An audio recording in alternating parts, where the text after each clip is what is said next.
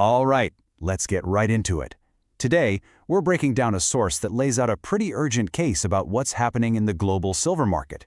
It argues there's something going on, kind of behind the curtain, that really deserves a closer look. So let's jump straight to the evidence. So the whole story really kicks off with this one number, negative 26 million ounces. Now, according to the source, that's how much physical silver has just vanished from the registered vaults of the COMEX in the last 30 days. And just so we're clear, the COMEX is basically the world's main hub for trading metals. But here's the kicker. This isn't just your normal, everyday market movement. We're talking about a rate of withdrawal that is way, way outside the historical average. It's an exodus, and it's happening at an unprecedented speed. And this brings us to what the source is calling the Great Vault Drain. The whole analysis frames this like a mystery. You've got this incredibly fast outflow of physical metal, but what's almost more alarming is the complete silence around it. You know, in a market where every tiny move is usually picked apart and analyzed to death, the fact that no one's really talking about it, well, that silence is a signal all by itself. And this quote from the source material, wow, it just nails the sense of urgency, doesn't it? A countdown timer, not a market flow. That tells you this isn't some temporary blip or seasonal weirdness. The data suggests this is a structural problem, something systematic that's pulling real, physical metal out of the market, and the pace is picking up. So the big question is, what's actually driving this? Well, the source doesn't just point to the vault drain and leave it at that. It actually lays out 4 distinct warning signs, 4 clues that signal a physical shortage isn't just coming, it's already happening. Okay, but before we get to those signs, we've got to get this one crucial distinction straight. There are 2 kinds of silver sitting in these vaults. You've got registered silver, and that's the stuff that really matters for the market. It's metal that's available and ready to be delivered to someone cashing in a futures contract. Then you have eligible silver. It's the same quality, but it's just being stored there. It is not for sale. And this difference is absolutely key to understanding the most critical warning sign. All right, so here are the 4 canaries in the coal mine. First, you've got big industrial users, think solar panel and EV makers, scrambling to lock in long-term supply deals. That tells you they're nervous about the future. Second, refiners are reporting delays because they're struggling to get enough raw material to process. Third, for 8 weeks in a row, the extra cost or premium to buy physical silver has been climbing. But that 4th sign, that's the real bombshell. Huge amounts of silver are being moved from registered status to eligible. In plain English, someone is taking their metal off the table, making it unavailable for delivery. That's not a market move, that's a strategic one. So, we've seen what's happening. Now let's dig into the why.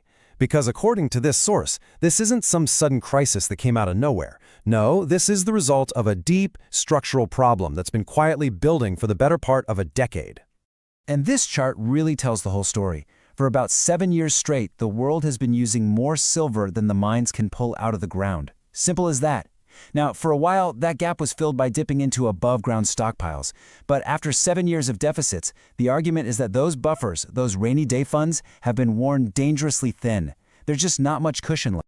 So here's the fundamental problem, this total mismatch in the market. Demand for silver, especially from big industries, is what you'd call inelastic. A factory needs what it needs, and that demand can absolutely surge overnight. But supply? It's incredibly slow and sluggish.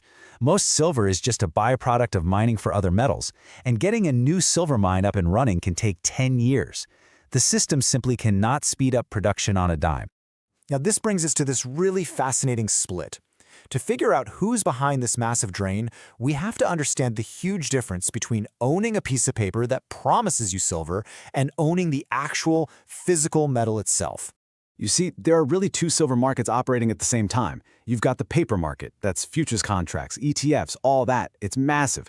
And the whole thing works because almost nobody ever actually asks for the physical metal. It's a world of promises. But then you have the physical market. That's reality. That's the actual bars and coins in the vaults. And the credibility of that entire paper market rests on one simple assumption, that the physical metal is there if and when someone calls for it. And that big vault drain, it's putting that assumption under a microscope. So who are the suspects pulling all this physical silver out of the system? Well, the source points to some very big, very strategic players. We're talking industrial giants who literally can't run their factories without it. We're talking sovereign wealth funds quietly building up strategic national reserves, and even financial institutions that are deciding they'd rather hold the real thing instead of just a paper promise. Their motivation isn't about making a quick buck, it's about long-term security. So, You put all these pieces together, right? You've got the long-term deficit, the slow-moving supply, and these huge strategic buyers all demanding physical delivery. What you get is a system under an immense amount of pressure, and the source argues that we are getting very, very close to a critical breaking point. And we're already seeing the early symptoms, these little cracks showing that the physical market is starting to peel away from the paper one. We're seeing something called backwardation. Now that sounds complicated, but all it means is people are so desperate to get silver now that they'll pay more for it today than for a contract promising it in the future. That is a classic flashing red light signal of a shortage. On top of that, premiums are widening, deliveries are getting delayed, all the warning lights on the dashboard are starting to blink. So here's the first half of the problem, and it's all about speed. A new green tech breakthrough, a supply chain panic. Demand for silver can just explode in the blink of an eye. But here's the other half. You can't just flip a switch and get more silver. The hard realities of geology and engineering mean that supply is slow, it's rigid. And that mismatch, fast demand versus slow supply, that is the absolute heart of the problem. This quote from the source really just cuts right through all the noise. Prices going up and down? That's normal. A market can handle volatility.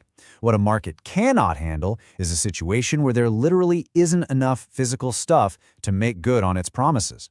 The ultimate crisis isn't about price, it's about availability. And that brings us right to the source's bottom line. Based on the vault drain, the behavior of industrial buyers, and all these market signals, the argument is that this isn't a forecast anymore. It's not a prediction of what might happen. It's a description of what is happening right here, right now. So as we wrap this all up, the source suggests we really need to change the way we think about this market. For decades, the entire debate has been about the price of silver, right? What's it worth? But if this analysis is even close to correct, that might not be the most important question anymore. The real question, the one that changes everything, becomes one of basic function and trust. In a system this stressed, with physical inventory this low, can the market actually deliver on its promises? And that is a question with some pretty profound implications for everyone.